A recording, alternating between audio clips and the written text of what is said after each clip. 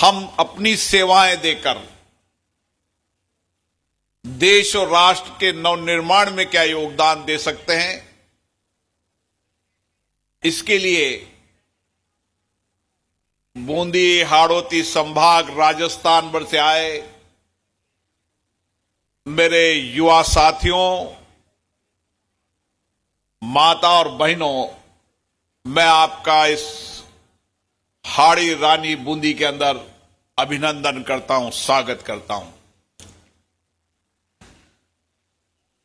इस कार्यक्रम में बूंदी के लोकप्रिय विधायक माननीय अशोक डोगरा जी, बूंदी नगर परिषद की चेयरमैन श्रीमती मधु नवाल जी, तालेड़ा पंचायत समिति के प्रधान जी और स्किल डेवलपमेंट एनएसडी के मुख्य कार्यकारी वेदमणि तिवारी जी, रीजनल डायरेक्टर श्री नायक जी और देश की अलग अलग राज्यों से आए 80 कंपनियों के वो अधिकारी और कर्मचारी जो यहां पर इस कौशल मेले के अंदर मेरे नौजवानों को, मेरी बहनों को जो कुछ भी उन्होंने जीवन में सीखा है, शिक्षा से, कौशल से, उनको रोजगार देने का प्रयास करेंगे। मुझे खुशी है कि इस बूंदी के अंदर आज देश भर की 80 से ज्यादा कंपनी आई है, जिसमें बड़ी कंपनियों के रूप में लार्सन एंड टूब्रो आई है, जो इंफ्रास्ट्रक्चर के क्षेत्र के अंदर, अन्य क्षेत्रों के अंदर काम करती है। टाटा कैपिटल आई है, जो स्किल के क्षेत्र में भी काम कर रही है, जो सर्विस सेक्टर के अंदर काम कर रही है। टीवीएस सप्लाई चेन आई है, वेल स्पेंशन इंटरनेशनल आई है, अंबुजा सीमेंट आई है, सिंथेटिक्स आई है। ऐसी बहुत सारी कंपनियां आई हैं, जो कंपनियां अपनी आवश्यकताओं के अनुसार जो हमारे नौजवान हैं, जो हमारे वर्क फोर्स है, उनको नियोजित करने का काम करेगी। और ये नौजवान उस कंपनियों के अनुभव, कार्य संचालन और उनसे सीखकर देश और राष्ट्र की सेवा भी करेंगे और अपने स्किल्ड को और बेहतरीन करने का काम करेंगे। साथियों, आज दुनिया के अंदर भारत वह देश है जो आर्थिक रूप से सबसे तेजी से चलने वाली अर्थव्यवस्था वाला देश है। दुनिया के अंदर भारत सबसे विशाल विविधता वाला और सबसे बड़ा लोकतंत्र देश है। लेकिन उसके साथ साथ जितनी हमारी विशालता है, जितनी हमारी विविधता है, जितना हमारा लोकतंत्र है, उतना ही बौद्धिक क्षमता से, कौशल से, इनोवेशन से, रिसर्च के अंदर, टेक्नोलॉजी के अंदर भारत का नौजवान दुनिया के अंदर नेतृत्व कर रहा है। हमारे भारत के नौजवानों की बौद्धिक क्षमता, उनकी कार्यकुशलता अद्भुत है और इसीलिए आज भारत के अंदर भी और दुनिया के अधिकतम देशों के अंदर भी कोई भी चुनौती आती है, कोई भी आपदा आती है, कोई भी संकट आता है या देश के लिए उनको कार्य संचालन में सुविधा और कुशलता है, उसके लिए अगर हर चुनौतियों का समाधान निकालने में सक्षम है तो ये भारत का नौजवान है। और इसीलिए वेदमणि तिवारी जी ने सही बताया कि हम आईटी सेक्टर के अंदर दुनिया के देशों से बहुत लेट आए, इंफॉर्मेशन टेक्नोलॉजी में भी लेट आए, लेकिन आज दुनिया के अंदर जितने विकसित देश हैं वहां भी अगर कोई नेतृत्व कर रहा है तो भारत का आईटी का नौजवान नेतृत्व कर रहा है। दुनिया की जितनी बड़ी कंपनियां हैं उन बड़ी कंपनियों का सीईओ है तो भारत का नौजवान है। यह हमारे नौजवानों की बौद्धिक क्षमता है। और इसीलिए मेरे दूर दराज के गांव में बैठा हुआ नौजवान जिसकी बौद्धिक क्षमता अद्भुत है, कार्य कुशलता है, क्षमता है, सामर्थ्य है, उस नौजवान को कौशल देने की आवश्यकता है। उसको शिक्षा के साथ साथ वह किसी न किसी क्षेत्र के अंदर अपने को कौशल करे, स्किल्ड करे, ताकि वह अपने पैरों पर खड़ा हो सके। आज भारत की ताकत है कि भारत ने अपने दम पर इन नौजवानों की ताकत के बल पर 80,000 से ज्यादा स्टार्टअप शुरू किए हैं। वो स्टार्टअप हर समस्या का समाधान भी दे रहे हैं और लोगों को रोजगार भी दे रहे हैं। 100 से ज्यादा यूनिकॉर्न है जो दुनिया की बड़ी कंपनियों से बेहतर काम कर रहे हैं। आने वाले समय के अंदर, फरवरी के अंदर, जब कोटा के अंदर एमएसएमई और स्टार्टअप का मेला लगेगा तो आप देखेंगे दूर दराज का गांव का नौजवान ने किस तरीके से नए इनोवेशन से, नए रिसर्च से दुनिया के अंदर जो समाधान निवा वो दूर दराज के गांव के किसान के बेटे ने उस चुनौतियों का समाधान कर कर देश और दुनिया को एक दिशा देने का काम किया। और इसीलिए भारत के प्रधानमंत्री जी ने कहा है कि आने वाले समय के अंदर दुनिया में अगर भारत नेतृत्व करेगा तो हमारे नौजवानों के कारण करेगा, उनकी उद्यमिता, उनके कौशल के काम के कारण करेगा। इसलिए आप पर भरोसा है भारत के प्रधानमंत्री जी का। हमें अपनी ताकत पर भरोसा होना चाहिए कि दुनिया के अंदर जो नौजवान ने सबसे बेहतरीन काम किया है, जो सबसे नया रिसर्च किया, इनोवेशन किया है, भगवान ने मुझे मनुष्य दिया है, जीवन दिया है, मैं भी उतना ही बेहतरीन रिसर्च इनोवेशन कर कर दुनिया के अंदर भारत का नाम रोशन करने का काम करूंगा। और इसीलिए आज हमारी वर्कफोर्स दुनिया के अंदर सबसे बड़ी ताकत है। कोई समय ये कहा जाता था कि भारत की आबादी अभिशाप है, भारत के नौजवानों को रोजगार कहां मिलेगा। आज ये गांव का बेटा नौजवान रोजगार देने वाला भी बन रहा है और रोजगार लेने वाला भी बन रहा है। और एक समय में जब देखूंगा जब मेरे गांव का, शहर का नौजवान खुद अपने पैरों पे खड़ा होकर 5 नौजवानों को रोजगार देगा और इसी भारत के अंदर एक व्यक्ति भी बेरोजगार न रहे, इस लक्ष्य से हम सबको सामूहिक मिलकर काम करने की आवश्यकता है।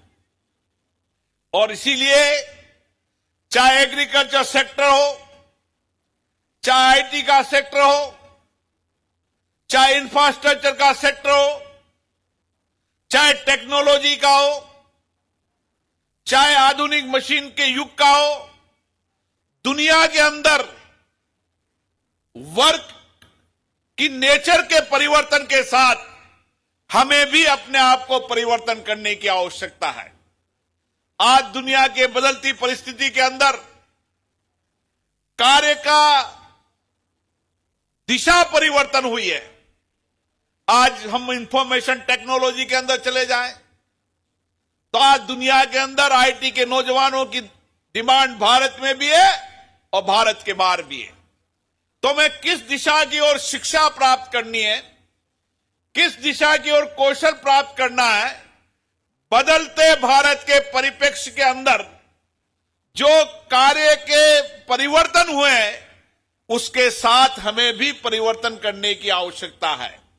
इसलिए नेचर ऑफ जॉब जिसे कहते हैं कि आज ये जो ड्रोन उड़ रहा है, एक समय आएगा जब देश के हर किसान के खेत पर ड्रोन होगा और उसको ये गांव में रहने वाला नौजवान उड़ाकर और अपने गांव में खेती कर कर उसके उत्पादन को बढ़ाने का काम करेगा।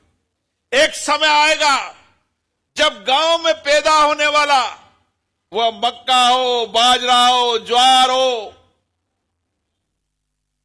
जिसको मिल्ट कहते हैं, मोटा अनाज कहते हैं, दुनिया के अंदर उसकी सबसे बड़ी डिमांड होगी।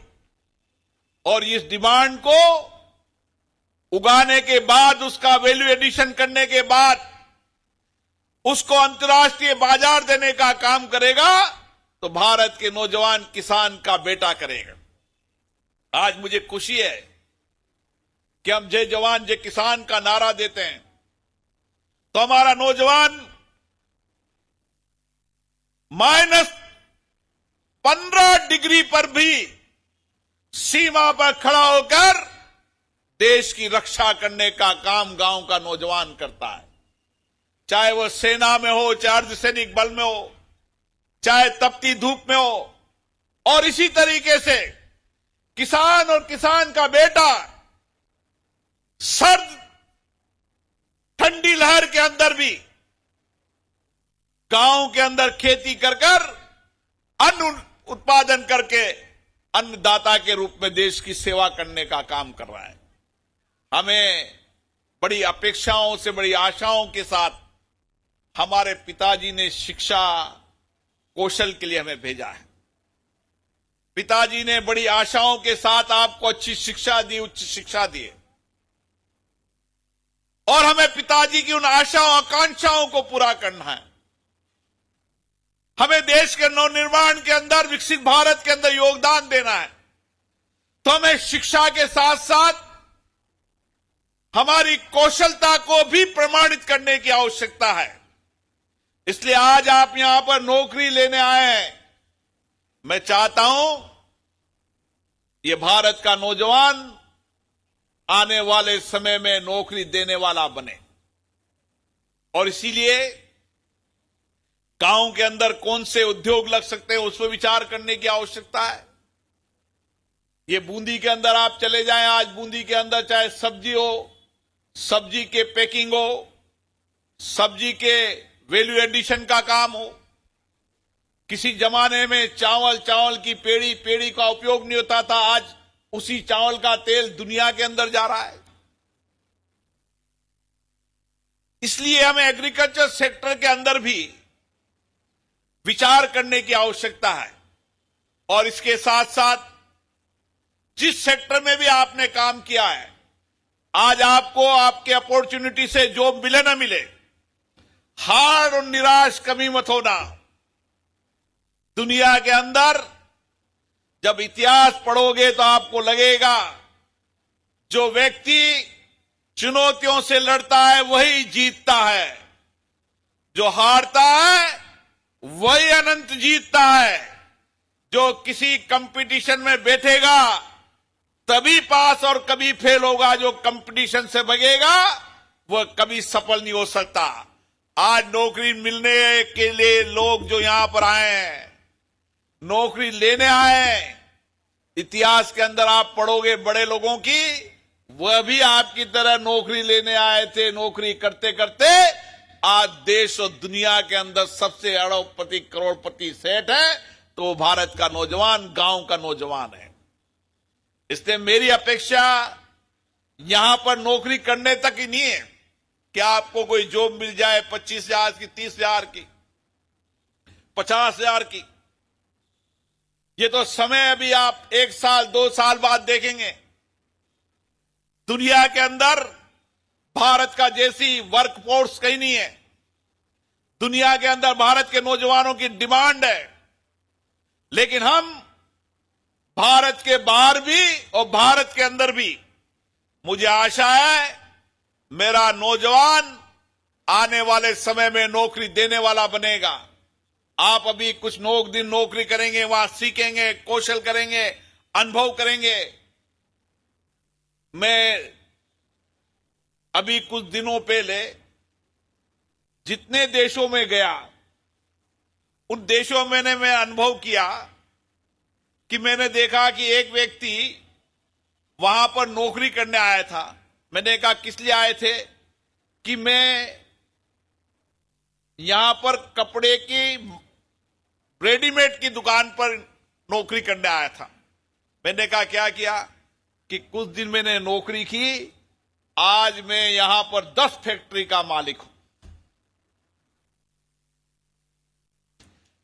मैंने ऐसे कई उदाहरण देखे, इंडोनेशिया में देखा, मेक्सिको में देखा, सूरीनाम में देखा, जापान में देखा। बूंदी का व्यक्ति जापान के अंदर एक छोटे से नौकरी करने गया था, आज 4 होटल उसके जापान के अंदर है और एक आईटी की बड़ी कंपनी चला रहा है। और इसलिए आप भी आज यहां पर नौकरी करने आए हैं। वक्त आएगा कि दुनिया के अंदर बड़ी कंपनी के रूप में आप नौकरी देने वाले बनोगे।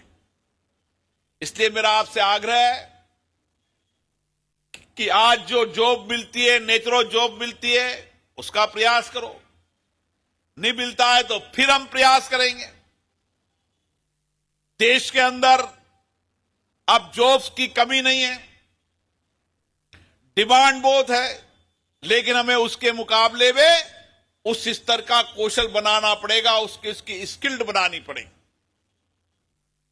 जो नए नेचर के जो जॉब आ रहे हैं, उन नए जो नेचर के जॉब के अनुसार हमें स्किल्ड करना पड़ेगा कि ड्रोन उड़ाने के लिए कितने नौजवानों की आवश्यकता पड़ेगी देश में। बूंदी का हर व्यक्ति 3 दिन इस कंपनी के ड्रोन यहां पर रहेंगे और आने वाले समय के अंदर आप कहेंगे तो एक कंपनी को कहेंगे कि कंपनी का व्यक्ति यहां पर एक लगाए और बूंदी का हर व्यक्ति ड्रोन चलाना सीखे और आने वाले समय के अंदर बूंदी का नौजवान यहां पर भी और दुनिया के अंदर ड्रोन के माध्यम से खुद अपना ड्रोन का मालिक हो। 90% सब्सिडी है, 10 पैसे जमा करने और अलग अलग खेतों में जाकर रोजगार भी दे और रोजगार के साथ खुद भी कमाने का काम करे। ऐसे बहुत सारी चीजें हैं। जब आप फरवरी के अंदर आएंगे तो आप जैसे नौजवानों को आप जब देखोगे कि किस तरीके के उन्होंने स्टार्टअप किए हैं, किस तरीके से छोटे छोटे काम। मुझे कल एक वीडियो बनाते हुए लड़का मिला, मैंने कहा क्या कर रहे हो? कि वीडियो बना रहा हूं। मैंने कहा हमारा खाने का क्यों वीडियो बना रहे हो? कि मैं क्या करता हूं कि कोटा में कौन सा खाना, कचौरी कहां मिलती है उसका वीडियो बनाता हूं और 1 लाख रुपया कमाता हूं, लोग कंपनी मुझे देते हैं। अब लोग देखो कितने लोग किस तरीके का जॉब करते हैं। हमें हमेशा अपने मन में नया इनोवेशन सोचते रहना चाहिए, नया रिसर्च करना चाहिए। दुनिया क्या कर रही है, देश क्या कर रहा है, किस तरीके से जॉब की आवश्यकता है, हम क्या कर सकते हैं, हम किस में स्किल्ड हो सकते हैं। हर गांव के अंदर भी इंटरनेट पहुंचने लगा है। आप गांव में मोबाइल देखो तो मोबाइल के अंदर हर समय नए इनोवेशन, नए रिसर्च, नए सोच, नए चिंतन को देखो।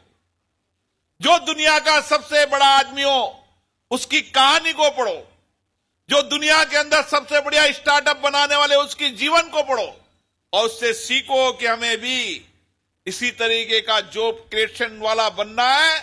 हमें जॉब तो लेने आया हूं, लेकिन आने वाले समय में जॉब देना है। बैंक का मेला लग रहा है 8 जनवरी को कोटा में, वहां पर आप आए।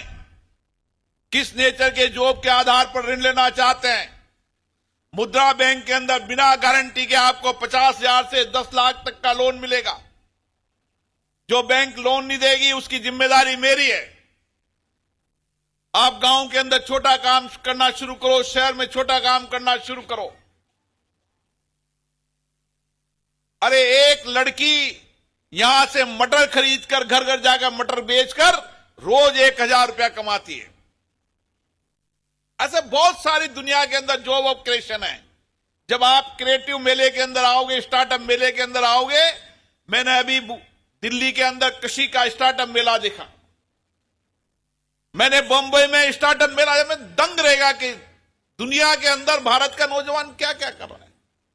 और इसीलिए मुझे आज मैंने ये बूंदी के अंदर इसलिए कौशल मेला लगाया कि बूंदी के गांव को अपने घर के पास नौकरी के अपॉर्चुनिटी मिले, यहां से कुछ सीखे और आने वाले समय में बूंदी के लोगों को रोजगार दें। क्योंकि अगर बूंदी का व्यक्ति किसी कंपनी का मालिक बनेगा तो बूंदी के लोगों को रोजगार देने का काम करेगा।